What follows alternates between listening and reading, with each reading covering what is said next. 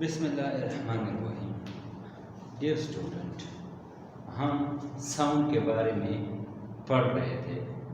पिछले लेक्चर में हमने साउंड के बारे में किया कि व्हाट इज साउंड, साउंड का नेचर क्या है, साउंड कैसे पैदा होता है, हाउ इट विल प्रोपेगेट, एक जगह से दूसरी जगह ये ट्रेवलिंग कैसे कर रही है, and how the sound is received, sound receive कैसे होता है। ये तीन बुनियादी चीज़ें थी जो साउंड के लिए ज़रूरी थी। आज हम पढ़ेंगे साउंड के डिफरेंट करेक्टरिस्टिक्स के बारे में, करेक्टरिस्टिक्स ऑफ साउंड, कि साउंड की करेक्टरिस्टिक्स क्या है। मेनली यहाँ पे हमारे पास तीन साउंड के करेक्टरिस्टिक्स है। एक है लाउडनेस ऑफ साउंड, दूसरा है पिच ऑफ द साउंड, तीसरा करेक्टरिस्टिक है इसकी क्वालिटी ऑफ साउंड। तो हम स्टेप बाय स्टेप इसको एक एक करके डिस्कस करेंगे and I hope you will learn it easily. पहली करेक्टरिस्टिक है साउंड की लाउडनेस। लाउड जैसा कि इसका नाम से भी जाहिर है, बड़ा, बुलंद आवाज़। यानी अगर आप लोग ऑब्जर्व कर ले तो कुछ आवाज़ें आप लोगों को आहिस्ता से सुनाई देती है और कुछ आवाज़ें आप लोगों को उसकी बुलंदी बहुत ज़्यादा तेज सुनाई देती है। इसको हम लाउडनेस ऑफ साउंड कहते हैं। यानी जो आवाज़ की मैक्सिमम आवाज़ आप सुनते हो, ज़्यादा बुलंद आवाज़ और स्लो आवाज़, इसको हम यू डिफाइन कर सकते हैं यहाँ पे, the characteristic of sound due to which we can differentiate between loud sound and faint sound. इसका लाउडनेस ऑफ साउंड वो करेक्टरिस्टिक आवाज़ की जिसकी मदद से हम डिफ्रेंशिएट, फ़र्क कर सकते हैं बुलंद आवाज़ loud sound and faint sound, मध्यम आवाज़, उसको हम कहते हैं लाउडनेस ऑफ साउंड कहते हैं। यानी अगर आप देखें एक बच्चे की आवाज़ बहुत ही मध्यम होती है, एक जवान आदमी का आवाज़ बहुत ही बुलंद, उसकी लाउडनेस ज़्यादा होती है, तो इसको हम लाउडनेस ऑफ साउंड कहते हैं। या दूसरे वर्ड में हम यू इसको डिफाइन कर सकते हैं, द मैग्नीट्यूड ऑफ साउंड। जो साउंड की मैग्नीट्यूड है, मकदार है, उसको हम लाउडनेस कहते हैं। कुछ लोगों की आवाज़ की मकदार, मैग्नीट्यूड कम होती है और कुछ लोगों की ज़्यादा होती है। लाउडनेस किन बातों पे डिपेंड करता है, किन किन चीज़ों पे लाउडनेस डिपेंड कर रहा है, अब हम इसको डिस्कस करते हैं। Number 1 surface area, number 2 amplitude of the wave, number 3 medium through which the sound travel, number 4 distance from vibrating body, number 5 direction of mind. अब इन चीज़ों को Aahista Aahista one by one हम इसको डिस्कस करते हैं। पहले नंबर पे आ रही है हमारे पास सरफेस एरिया। जिस ऑब्जेक्ट को हम वाइब्रेट करते हैं, जिस जिस्म से आवाज़ पैदा होता है, उसकी सरफेस एरिया कितनी है। अगर उसकी एरिया ज़्यादा है, सरफेस एरिया, तो लाउड साउंड पैदा होता है। उसकी एरिया कम है तो लो साउंड पैदा होता है। Loudness of the sound depend on surface area. Area large, maximum loud sound will be produce. Area small, low sound या फेंट साउंड इज प्रोड्यूस। इसके लिए हम एक दो एग्जाम्पल देखते हैं। नंबर 1, अगर हम देखें डोल और ढोलक को देखें, डोल या ड्रम जिसकी सरफेस एरिया बहुत ही बड़ी होती है, उसको ऊपर से एक्सर्ब दे दे, हेड दे दे, तो मैक्सिमम लाउडनेस आवाज़ उसकी पैदा होती है। एक ढोलक देखें, छोटा सा ढोल देखें जिसकी सरफेस एरिया बहुत ही कम होती है, आमतौर पर जो शादी ब्याह के मौके पर इस्तेमाल होती है, वो उसको अगर हिट करें तो उसकी आवाज़ ड्रम या ढोल की कंपेयर कम होती है, क्योंकि सरफेस एरिया कम, उसके मॉलिक्यूल कम होते हैं, मॉलिक्यूल कम वाइब्रेट होते हैं। यहाँ पर ढोल में या ड्रम में लार्ज सरफेस एरिया है, अगर हम उसको हिट करेंगे तो ज़्यादा मॉलिक्यूल वाइब्रेट होते हैं, तो बुलंद आवाज़ पैदा होगी, लाउड आवाज़ पैदा होगी।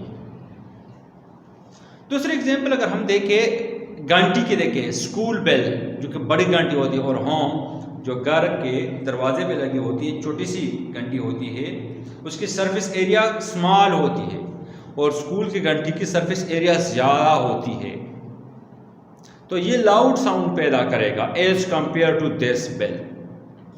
If you go through exercise in your book, you will also see there are two short questions. One is of the surface area, and second is also will present a question on the bell.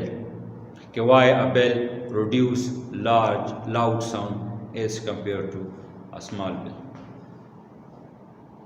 Second property है, characteristic है amplitude of the wave. Amplitude of the wave का मतलब है अगर हम एक object को बहुत ही मजबूती से हिट करेंगे तो उसकी जो वेव होगी ये लार्ज पैदा होगी, ये लाउड साउंड पैदा करेगा।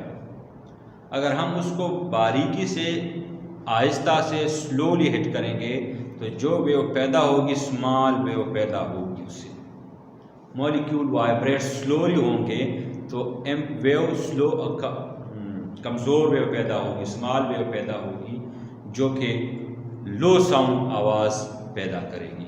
और जो हमारे पास एक बड़ी वेव है तो वो हमारे पास लाउड साउंड पैदा करेगी।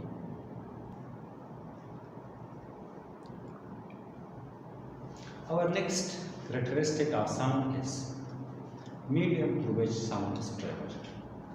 तो किस मीडियम में आवाज़ मूवमेंट कर रही है, ट्रेवल कर रही है। हम यूँ कह सकते हैं amplitude of sound is different and different material. मुख्तलिफ मटीरियल में आवाज़ की वेव की एम्पलीट्यूड मुख्तलिफ होती है। फॉर एग्जाम्पल हमने लिखा हुआ है वाटर एंड एयर। अब एयर में आवाज़ की रफ्तार पानी के मुकाबले में स्लो है, तो यहाँ पर हम स्लो आवाज़ सुनेंगे एज कम्पेयर टू वाटर। पानी में आवाज़ की रफ्तार हवा के मुकाबले में 5 गुना ज़्यादा है, तो पानी में वाटर में जो एम्पलीट्यूड ऑफ द वेव होगी वो भी ज़्यादा होगी एज कम्पेयर टू एयर। तो वाटर में हम लाउड साउंड सुनेंगे as compare to air. 4 number है डिस्टेंस फ्रॉम वाइब्रेटिंग बॉडी। इसका मतलब है कि जहाँ पर जिस्म वाइब्रेट हो रहा है उससे हमारे फासला कितना है। जितना हम वाइब्रेटिंग बॉडी के नज़दीक होंगे उतनी ही हम लाउड साउंड सुनेंगे। अगर हम वाइब्रेटिंग बॉडी से दूर है तो उसकी लाउडनेस हमारे लिए कम होगी। The further away from vibrating body the smaller the amplitude of sound. जितना हम दूर होंगे एक वाइब्रेटिंग बॉडी से तो हमारे लिए जो आवाज़ कि वेव की एम्पलीट्यूड होगी वो भी डिक्रीज होती जाएगी, क्योंकि जहाँ से ये ओरिजिनेट हो रहा है वहाँ पर उसकी काइनेटिक एनर्जी सबसे ज़्यादा होगी, तो एम्पलीट्यूड ऑफ द वेव ज़्यादा होगी, एम्पलीट्यूड ऑफ द वेव ज़्यादा होगी। और फर्दर जैसे ही दूर होती जाएगी वेव की एम्पलीट्यूड डिक्रीज होती जाती है, kinetic energy is dissipated, kinetic energy use हो रही है। जिस तरह हमने डैम्पिंग ऑसिलेशन में पढ़ा था, जितनी वेव्स दूर जा रही है ओरिजिन से amplitude of the wave is decreasing, तो उसके काइनेटिक एनर्जी भी डिक्रीज हो रही है, तो जो उस मॉलिक्यूलों को वाइब्रेट कर रही है फर्दर वो भी डिक्रीज होती है। तो जितना हम दूर होंगे एक वाइब्रेटिंग बॉडी से तो हमें उसकी जो लाउडनेस होगी वो भी कम होती जाएगी। लास्ट वन है इसकी कैरेक्टरिस्टिक्स, डायरेक्शन ऑफ पॉइंट, कि हवा की सिमत किस तरफ है। आया ये रिसीवर की तरफ है या अवे फ्रॉम रिसीवर है। लेट्स सपोज हमारे पास ये एक बेल है, अ वाइब्रेटिंग बॉडी, हम इसको स्टार्ट करते हैं, ऑन करते हैं, आवाज़ पैदा होती है। ये एक रिसीवर खड़ा है, ह्यूमन बीइंग।